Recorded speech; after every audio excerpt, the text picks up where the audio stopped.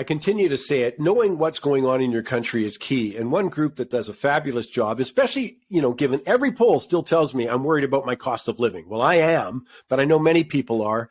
And it's not even just the low income fans. You look at the polls, my guess is about half of Canadians are under real financial stress. And that actually becomes a problem because if, say, 40% aren't, they become, or too many of them are oblivious to what it's like on the other side of that coin. But I wanted to make sure you understood that here we are, April 1st, that's it. We're getting an increase in the carbon tax. I know we got many more to come. Kris Sims is with me, Alberta Director of the Canadian Taxpayers Federation, and I should have said this earlier. They do a fabulous job. They're the ones who keep me up to date on these things, and I want them to keep you up to date too. Kris, thank you for your time, and as I say, the reason I wanted to chat with you is, again, not just MPs are getting a raise April 1st. Come on. No, but the carbon tax goes up. Yeah, it's really kind of gross timing in a way because it's all happening on the same day. And that's, of course, because it's end of fiscal in many cases for many governments. So the carbon tax, the mandatory minimum federal carbon tax that is imposed upon all of Canada by Prime Minister Justin Trudeau's government is going up to $65 a ton. Now, what that means in normal people talk is that it is going up to 14 cents per liter total for the carbon tax for gasoline and 17 cents per liter total for a liter of diesel. Now, of course, that also affects our home heating because we have carbon tax on things like natural gas, propane, and furnace oil. What I also like to point out to folks who like to say things like, oh, well, I take transit. Well, that's great that you take transit, but you probably eat. And almost everything we eat and use is delivered to us by a big rig truck. And of course, big rig trucks use diesel. So do our locomotives. So when they increase the price and the carbon tax, they increase the price of pretty much everything. And the other side to get to is because it just coincidentally on Friday, the Parliamentary Budget Office put out a report that's saying, contrary to what the government has been telling you for 4 years, people are not getting the rebate. It is costing them. And again, that's tough for people because they've been relentlessly told, don't worry. They've even been told, and the Prime Minister said this in 2019, hey, you're going to make money doing this. You're going to get more back than it costs you. Well, the Parliamentary Budget Office not only has completely poo-pooed that, but said, no, you are not getting the money back. Sorry, one more. I'm going on and on, I know, but you mentioned business. That's all right. Canadian Federation of Independent Business this week came out and said, or last week, I guess, hey, all that rebates we were promised, we have got a fraction of it, like literally just a fraction. So at a time when it's so difficult for smaller businesses and bigger ones too at times, hey, you didn't get your rebate. I mean, this is the backdrop for this and this raise. Yeah, exactly. As my federal colleague and friend Franco Terrazzano likes to say, if you believe that you're really going to get more than you're paying in, I have some oceanfront property in Regina to sell you. It defies belief, right? So, okay, number one, it's silly to think that we could give the government our money and get more back and not have to pay more out, okay? They do not have a wealth generating or money appreciation machine sitting under center block. Okay, that's not how this works. So number one, anyone with common sense should have laughed at that. Number two, you're absolutely right. The Parliamentary Budget Officer, which is an arm's length, independent watchdog, all they do is count beans. All they do is count dollars. That's why they're called the Budget Officer. They came out directly and said, no, even with the rebates factored in, Canadians are still out hundreds of dollars per year. I'm speaking to you here from Alberta. We're getting hit the hardest. We're out more than $700 this year because of the federal carbon tax. And can I get into BC a little bit? Because you folks are really getting the bad end of the stick. Yeah, well, of course, keep in mind, the carbon tax was originated in BC 2008, but here's the key. And people have to get this. It was revenue neutral. The point was never to have it as a revenue generator for government. It was to help people make different choices. But within that, it was guaranteed under legislation that you'd get a tax reduction, to offset what you paid.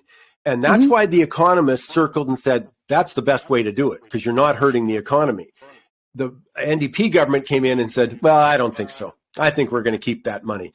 I looked at it the other day. It was like $2.4 billion getting taken out of the economy. And we're paying it. And that's what I liked about the Parliamentary Budget Office report. They not only said you're out dollars, but this is also what it costs you in terms of economic growth. And that, this can't be overlooked.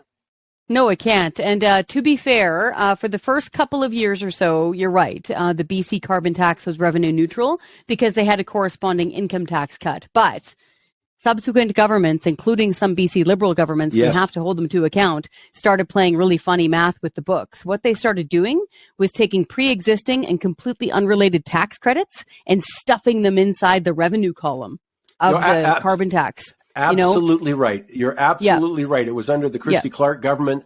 Correct. With the Liberals. And then all of a sudden, you remember that film tax credit? Well, we're pretending that's part of this. So and converting farm to school tax credit, all sorts of silly, funny business. Our point is we let the alligator into the house. Right. And it behaved itself for a little while, but then it started, eating everything in sight. And so with British Columbia, they've had the highest carbon taxes in all of North America for more than a decade.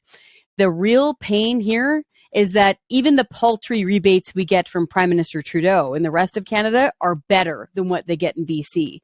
By the time a two-person working couple makes about $59,000 per year, they get zero back.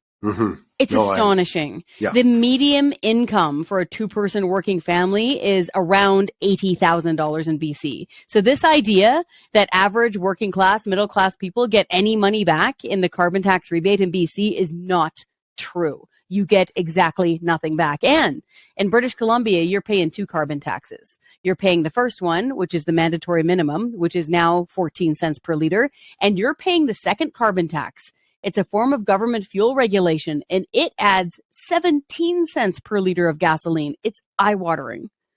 Let's talk a little bit more about that one because, people have seen that second carbon tax. They don't really understand it because it's not the one at the gas pump, or at the grocery store, kind of thing. And all the other places, by the way, it's just a mistake to think this is only applicable to diesel and gas prices and doesn't filter through, as you alluded to. But give us a little bit on that second carbon tax. For sure. So what it is a form of government regulation, ostensibly, to reduce the amount of carbon that is in fuels for sale. So in British Columbia, for example, for lack of a better term, the government will say, hey, fuel providers, we want your carbon intensity to be this much. And if you miss that target, you have to pay a penalty. Well, guess what? They're almost always missing that target because it isn't available or whatnot, and they're paying the penalty.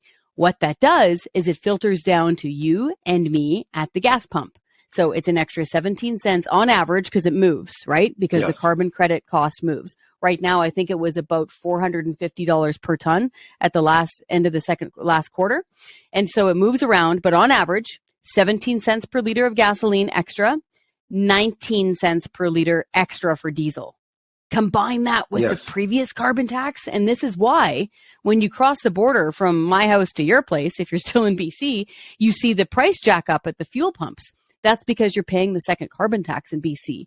And unfortunately for your listeners across Canada, I've got bad news. The Trudeau government is going to hit you with a second carbon tax too. Same thing, government fuel regulation, which increases the cost of fuel. We don't know when it's coming exactly. It sounds like it's going to be this summer. And based on our own estimates and calculations, it's probably going to be about 10 cents per liter extra.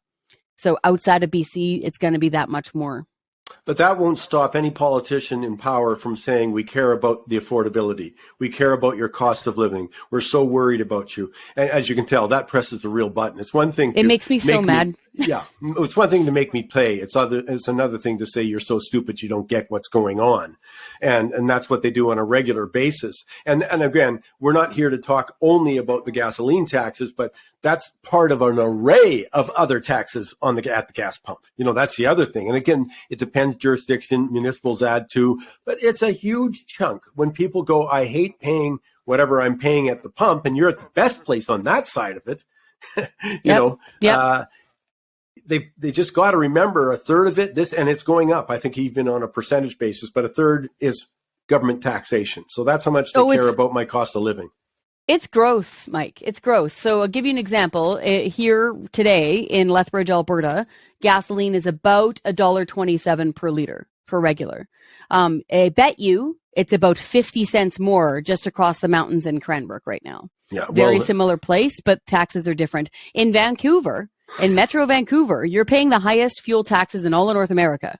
On average, it's about 77 cents per liter is taxes.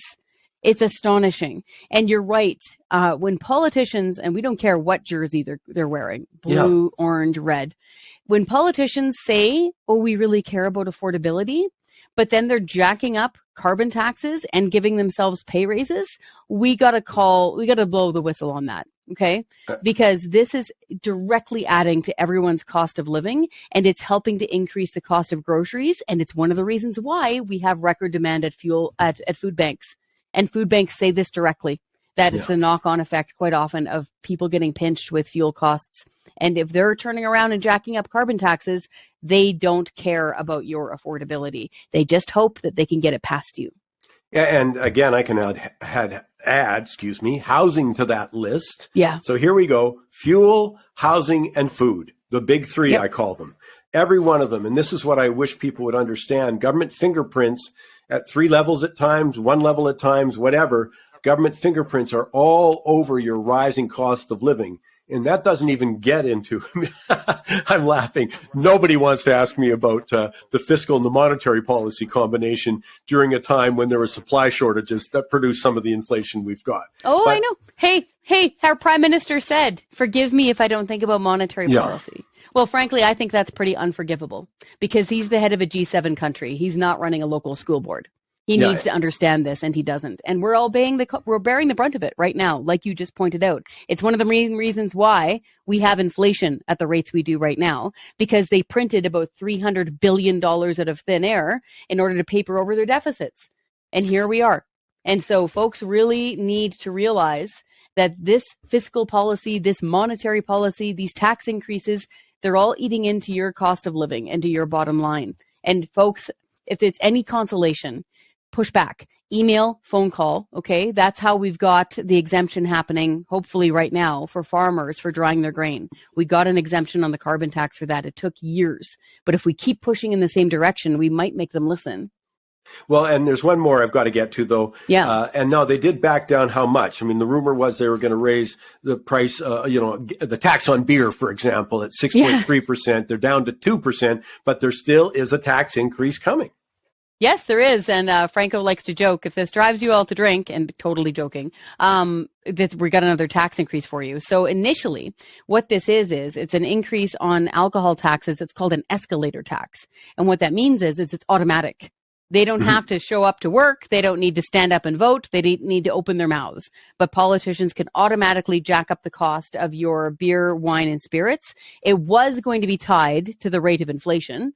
And like we just finished saying, that rate's pretty ghastly. But they've got it down to 2% now. It's still an increase. But I wanted to flag this because a lot of people don't know. About 50% of the cost of your beer is taxes. About 70% of the cost of your nice little bottle of wine or your box of wine is taxes. And more than 80% of that bottle of spirits, so Crown Royal out of Gimli, Manitoba, over 80% of that is taxes already. And they're jacking it up more. Yeah, I mean, it's just a head shaker. And this is the other thing that we're alluding to it all around it, but it's so important to understand, is the cost of living is becoming literally unaffordable. I mean, I've done some stuff recently with Ozzy on the cost of rents in Vancouver, Toronto, Montreal, Hamilton, and it literally has me saying, how do they afford it? You know, how do you afford it? Yeah, exactly. I'll be blunt. That's my point. They can't. Yeah. They're going into a massive line of credit debt. They're getting 3 more roommates. I don't know anyone my age. Okay, I'm Gen X. I left British Columbia. One of the main reasons why was affordability, speaking personally. I don't know anyone my age that doesn't have roommates downstairs. Yeah, exactly. By the way, I'm Generation AD, almost dead. Well, yours gets acknowledged. Mine is always just like, they actually skip it. Yeah. It goes from like boomers to millennials. It's like, see, Gen X. But I really appreciate your work you do. And I'd encourage people to support the Canadian Taxpayers Federation, taxpayer.com, and support it. because this is the information. You can do whatever you want. My attitude is always just know what's going on. Then you can choose, Yes. oh, I love that. Raise taxes more. I love that. Raise the carbon tax to the roof. Oh, by the way, it's already doing that. But, They're going to triple it. Yep. Yeah, raise it more. But you've got to know. And as I say, Canadian Taxpayers Federation does a brilliant job on it. Kris Sims, thanks so much for finding time for us. Means a lot to us. Thank you so much.